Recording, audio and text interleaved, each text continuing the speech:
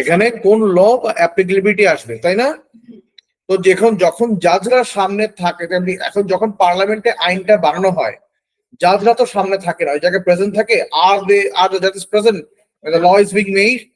They are not. তো apparently সব ওয়ার্ডের মিনিং কিন্তু জাজরা বুঝতে পারে না। তো এখন জাজরা কোন আইন কি বলতেছে, কোন ল কি স্টেট করতেছে, বা কোন ল কি চাচ্ছে, এটা বোঝার জন্য আমাদের এই স্ট্যাটিউটরি ইন্টারপ্রিটেশন চ্যাপ্টারটা পড়তে হয়। কি পড়তে হয়? স্ট্যাটিউটরি ইন্টারপ্রিটেশন চ্যাপ্টারটা পড়তে হয়, ঠিক আছে? যেমন এই দেখো, courts have to interpret legislation in order to resolve disputes over the meaning or scope of particular words or phrases. Because of the pressure of time on those drafting the legislation, the complexity of the subject matter, the natural ambiguity of knowledge, the passage of time, and the fact that certain techniques, such as restating different words or giving word examples, are not available to the draftsman, it is not always clear whether or how a particular piece of legislation applies to a particular situation. ব্যাপার হলো main যে ইন্টারপ্রিটেশনটা কেন লাগে, প্রথম কথা হলো difficulty of subject matter, complexity of subject matter. যে subject matter নিয়ে আমরা পড়তেছি, সাবজেক্ট ম্যাটার কতখানি কমপ্লেক্স। তার উপরে এখন ইংলিশ ওয়ার্ড কিন্তু ট্রিকি, লিটারাল মিনিং ধরলে একভাবে হয়, আমরা যদি একটু ডিফারেন্ট মিনিং ধরি, কেন একটা ওয়ার্ডের কয়েকটা মিনিং থাকতে পারে, তাই না? এখানে যে এক্সাম্পল আমি দিয়েছি, যে এক্সাম্পল যেটা আছে গোপেড, গোপেড হলো ইউকে তে যদি তোমরা যখন যাবা in future, Goped is a motorised scooter. এটার মধ্যে যে আমি বলি অনেক মহিলাকে দেখবা চালাই দিয়ে 3 চাকার বাইকের মতন, ওকে গোপেড বলে। তো মেইনলি ওখানে যারা ডিজেবল আছে, তারপরে ধরো অনেক মোটা বা বয়স হয়ে গেছে, গোপেড এরা চালায়। এখন গোপেড কিন্তু রাস্তায়ও চালাতে পারে, প্লাস দোকানেও কিন্তু নিয়ে গোপেড ঢুকতে পারে। যেমন মিনা বাজারের মতন যে সবগুলো তখন অভাব নাই। আর মিনা বাজার তো যেমন চিকন চিকন লেন আছে, বা সবটাতে যখন চিকন চিকন লেন আছে, এরকম চিকন লেন না, তো ওদের লেন গুলো খুব বড়, বিশাল বিশাল, ঠিক আছে?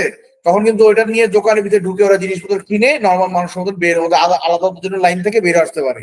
এখন প্রবলেমটা দেখা দিচ্ছে যে গোপেড তো একটা মোটরাইজড ভেহিকেল, তাই না? হ্যাঁ, মোটর ভেহিকেল। এখন does the rules of traffic, road traffic act 1988 এটাকে অ্যাপ্লাই করে কিনা? না, করে না। এটা পরে দিয়ে কেসের মধ্যে বলা হয়েছে, বাট এটা নিয়ে কিন্তু প্রশ্ন উঠছিল যে গোপেড কি আমরা কি অ্যালাউ করবো কিনা, বিকজ এখন একে তো ডিজেবল মানুষ চালাইতেছে, এন্ড ডিজেবল মানুষ আবার লাইসেন্স দিবে কেমনে? বুঝতে পারছো? তো এটা নিয়ে এই সব জিনিসপত্র, তখন এই যে ল গুলা নতুন নতুন কমপ্লেক্স ম্যাটার আসে, এর জন্য তারা স্ট্যাটিউটরি ইন্টারপ্রিটেশন এই চ্যাপ্টারটা আমাদেরকে পড়া লাগবে, টু আন্ডারস্ট্যান্ড হাউ দ্য জাজেস interpret the legislation or the statutes. এখন দেখি যে how do the courts approach the interpretation of legislation. এখন মেইন যেটা আছে, there are 3 types of traditional approach, 3 ধরনের ট্রেডিশনাল অ্যাপ্রোচ আছে। হ্যাঁ, 3 ধরনের ট্রেডিশনাল অ্যাপ্রোচ আছে। ফার্স্ট অ্যাপ্রোচ হলো literal meaning, literal approach. First একটা কি? Literal approach. লিটারাল অ্যাপ্রোচের সমস্যাটা কোথায়? Fisher, do you remember the case of Fisher versus Bell? মনে আছে? ফিশার ভার্সেস বেলের কেসে কি হয়েছিল? যে it was an offence to sell offensive weapons, flick knife, isn't it? Flick knife ওখানে কি বলা ছিল? It was an offence. এখন হ্যাঁ, এক্স্যাক্টলি। এখন ও তো যখন ডিসপ্লে অফ গুডস, আমরা কি জানি? আমরা কন্ট্রাক্ট লতে পড়েছি যে ডিসপ্লে অফ গুডস হলো is an ITT, invitation to treat, not an offer. আর ল এখন স্ট্যাটিউটে কি বলা ছিল? It was an offence to offer to sell, তাই না? সে তো অফার করে নাই, আইটিটি। তো এই যে ছোট্টখাটো জিনিসের জন্য বেঁচে গেল না। তারপরে রেলওয়ে কোম্পানি ভার্সেস বেরিম্যান একটা কেস আছে। হ্যাঁ, রেলওয়ে কোম্পানি ভার্সেস বেরিম্যানের কেসের মধ্যে কি হয়েছে? এখন রেলওয়ে কোম্পানিতে লেখা আছে তোমার রিপেয়ারিং আর রিলে ট্র্যাকস, রিপেয়ারিং এন্ড মানে ট্রেনে যারা রিপেয়ারিং এর কাজ করে, আর রিলে ট্রেনে যে লাইনগুলো যারা বসায়, ওই কাজ করার সময় যদি কারো অ্যাক্সিডেন্ট হয়, কারো যদি অ্যাক্সিডেন্ট হয় তাহলে তার ফ্যামিলিকে কম্পেনসেশন পাইতে পারবে। হ্যাঁ, এখন বেরিম্যান যে ছিল, বেরিম্যান না, বেরিম্যান ওয়াজ আ মেইনটেনেন্স ওয়ার্কার। সে অয়েলিং করতো, তাহলে অয়েলিং কিন্তু মেইনটেনেন্স আন্ডারে পড়ে। তো লিটারাল অ্যাপ্রোচ নেওয়ার পরে দেখা গেছে যে সে কিন্তু আর কোর্টে যখন ওয়াইফ যখন পায় নাই, কোর্টে মামলা করছে, কোর্ট বলছে যে পাবে না। কেন পাবে না? বিকজ আইন যেটা আছে, আইন স্পেসিফাই করছে drilling and repairing, and maintenance তো কোথাও লেখা নাই। তো সে এই কারণে পায় নাই। তার মানে কি বুঝতে পারছো, লিটারাল অ্যাপ্রোচটা নিলে অনেক সময় অ্যাবসার্ড রেজাল্ট আসে। হ্যাঁ, অর্ডিনারি লিটারাল মিনিং যদি দেয় তাহলে কিন্তু অনেক সময় অ্যাবসার্ড অর আন্ডারলাইন করো, underline the words absurd or repugnant. বুঝতে পেরেছো কেসটা? এরপর আমরা আসি গোল্ডেন অ্যাপ্রোচে। গোল্ডেন অ্যাপ্রোচ বলতে কি বুঝি?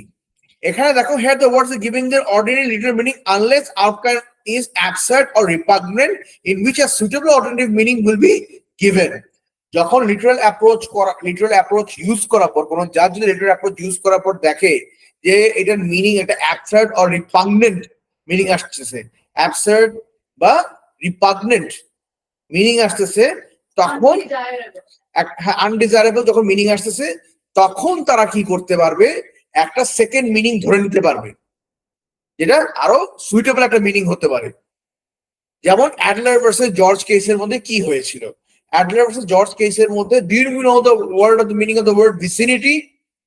ভিসিনিটির মানে জানো? ভিসিনিটির মানে হলো the surrounding area. For example, এই ক্লাসরুমের ভিসিনিটি কি? এই সামনের যে অফিস রুমের এই জায়গাটা, ঠিক আছে, নজরুল স্যারের ক্লাসটা, তার পাশাপাশি হলো ওই পাশে অফিস রুমটা, তাই না? কিন্তু এই ভিসিনিটির কথা তাহলে কিভাবে আসতেছে, যে এখন আমরা যে নর্মাল সিভিলিয়ানস আছে, আমরা কি VICINITY,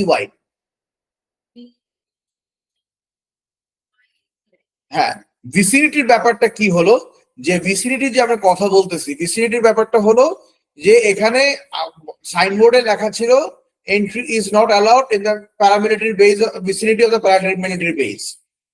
আমরা সিভিলিয়ান, দেখ সিভিলিয়ান কি করছে, পুরো মেইন জায়গায় চলে গেছে। তো তার লয়ার আর্গুই করছে যে সাইনবোর্ডে লেখা ছিল ভিসিনিটিতে ঢুকা নিষেধ, আমি ও তো মেইন জায়গায় গেছে। তখন এখানে জাজ বলছে যে no, vicinity means including the main area. বুঝতে পারছো? ক্লিয়ার?